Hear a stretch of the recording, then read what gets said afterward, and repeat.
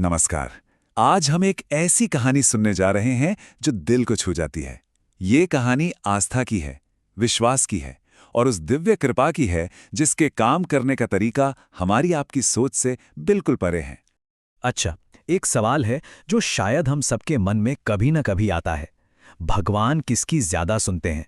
उस अमीर की जो सोने चांदी का चढ़ावा चढ़ाता है, या फिर उस गरीब की जिसके पास देने को सिर्फ अपने दिल से निकली सच्ची पुकार है? चलिए, आज की इस कहानी में इसी गहरे सवाल का जवाब ढूंढते हैं। ये कहानी हमें ले चलती है दक्षिण भारत के एक बहुत ही पावन धाम केरल के गुरुवायूर में।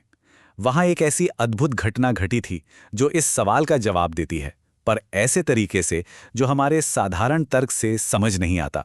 तो पहला भाग है विश्वास का एक प्रश्न। आइए महसूस करने की कोशिश करते हैं गुरुवायूर की उस पवित्र भूमि के माहौल को, जहां आस्था की एक बहुत अनोखी परीक्षा होने वाली थी।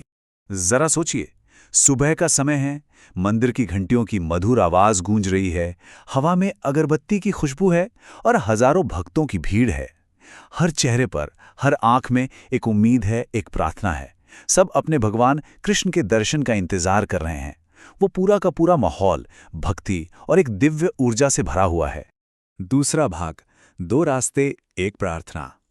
अब देखिए, उसी भीड़ में दो ऐसे भक्त भी थे जिनकी जिंदगी एक दूसरे से बिल्कुल अलग थी। जमीन आसमान का फर्क था, लेकिन उनके दिलों की पुकार एक ही थी, भगवान की कृपा। और ये उनकी भक्ति की एक अनूठी परीक्षा थी। तो ये हैं हमारे कहानी के दो मुख्य किरदार। एक तरफ एक बहुत अमीर आदमी जिसके पास दौलत की कोई कमी नहीं थी, लेकिन वो एक भयानक दर्द से तड़प रहा था। और दूसरी तरफ एक बेहद गरीब आदमी जिसके पास अटूट विश्वास के सिवा और कुछ नहीं था। वो अपनी बेटी की शादी की चिंता में डूबा हुआ था। उस अमीर भक्त ने अपने दर्द से छुटकारा पाने के लिए 41 दिन की एक कठिन पूजा का संकल्प लिया था। हालत ये थी कि उसे चलने के लिए भी नौकरों का सहारा लेना पड़ता था। वो उसे उठाकर मंदिर तक लाते थे। लेकिन देखिए, 40 दिन बीत गए और उसके दर्द में जरा सा भी फर्क नहीं आया। उसकी उम्मीद अब धीरे धीरे निराशा में बदल रही थी। और वहीं दूसरी ओर वो गरीब भक्त था।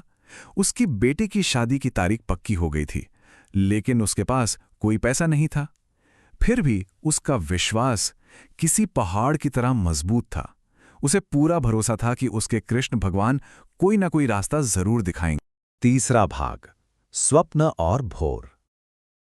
और फिर ठीक उसी समय, जब ऐसा लग रहा था कि इंसान के सारे प्रयास फेल हो गए हैं, तब एक दिव्य शक्ति ने हस्तक्षेप किया।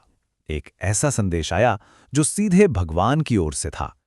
हुआ ये कि एक रात उस गरीब भक्त के सपने में खुद भगवान कृष्ण आए और उन्होंने उसे एक बड़ा ही अजीब लेकिन एकदम साफ साफ निर्देश दिया। एक ऐसा निर्देश जो सब कुछ बदलने वाला था।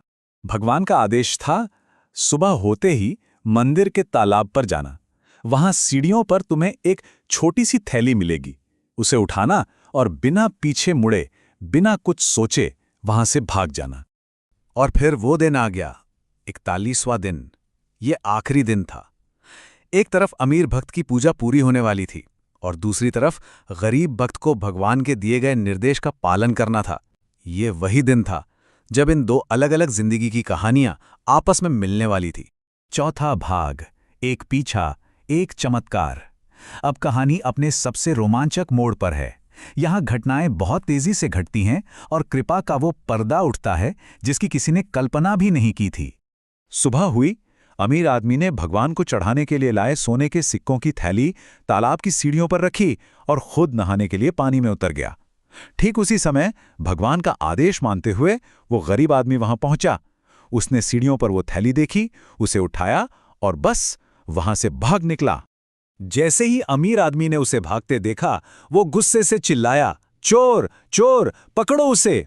और वो एक पल में अपना सारा दर्द भूलकर उस आदमी के पीछे दौड़ पड़ा। पर एक मिनट रुकिए, वो दौड़ कैसे रहा था? ये तो वही आदमी था ना जिसे चलने के लिए भी हर वक्त नौकरों के सहारे की जरूरत पड़ती थी। और तभी उस अमीर भक्त को एहसास हुआ, अरे वो तो दौड़ रहा है, बिना किसी सहारे के, बिना किसी दर्द के। वो हैरान होकर वहीं रुक गया। उसकी आंखों से आंसू बहने लगे, लेकिन इस बार ये दर्द के नहीं, बल्कि खुशी के आंसू थे। उसका दर्द जा चुका था, पूरी तरह से जा चुका था। 5वां भाग, कृष्ण की पूर्ण कृपा। देखा आपने, ये थी भगवान कृष्ण की अद्भुत लीला। एक ऐसी जबरदस्त योजना जिसमें एक ही घटना से 2 प्रार्थनाएं एक साथ पूरी हो गईं। जरा इस डिवाइन एक्सचेंज को देखिए, ये कितना कमाल का था। अमीर आदमी की सबसे बड़ी जरूरत क्या थी? दर्द से छुटकारा, तो भगवान ने उसे सेहत का तोहफा दिया। और गरीब आदमी की सबसे बड़ी जरूरत थी कर्ज से मुक्ति, तो उसे धन का तोहफा मिला। एक ही लीला में भगवान ने दोनों की वो मुराद पूरी कर दी जो उनके दिल के सबसे करीब थी। वो दोनों भक्त बस ग्रैटिट्यूड से भर गए। वो समझ गए कि भगवान की करुणा कितनी बड़ी है और उनके काम करने के तरीके कितने अनोखे हैं। दोनों ने अपने पूरे दिल से भगवान कृष्ण को प्रणाम किया। छठा और आखिरी भाग, सच्ची भेंट। तो इस अद्भुत कहानी से हमें विश्वास का सबसे बड़ा सबक क्या मिलता है? आखिर सच्ची भेंट होती क्या है? सबसे जरूरी सबक ये है कि भगवान के तरीके हमारी समझ से परे हैं। उनके लिए ये मायने नहीं रखता कि आप क्या चढ़ा रहे हैं, बल्कि ये मायने रखता है कि आपके दिल में भावना क्या है। वो अमीर की भक्ति को भी स्वीकार करते हैं और गरीब के निस्वार्थ समर्पण को भी।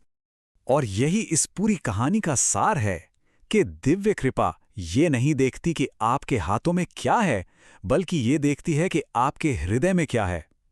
असली चढ़ावा तो वो है जो दिल की गहराई से दिया जाए, फिर चाहे वो सोने का सिक्का हो या विश्वास से भरा एक आंसू।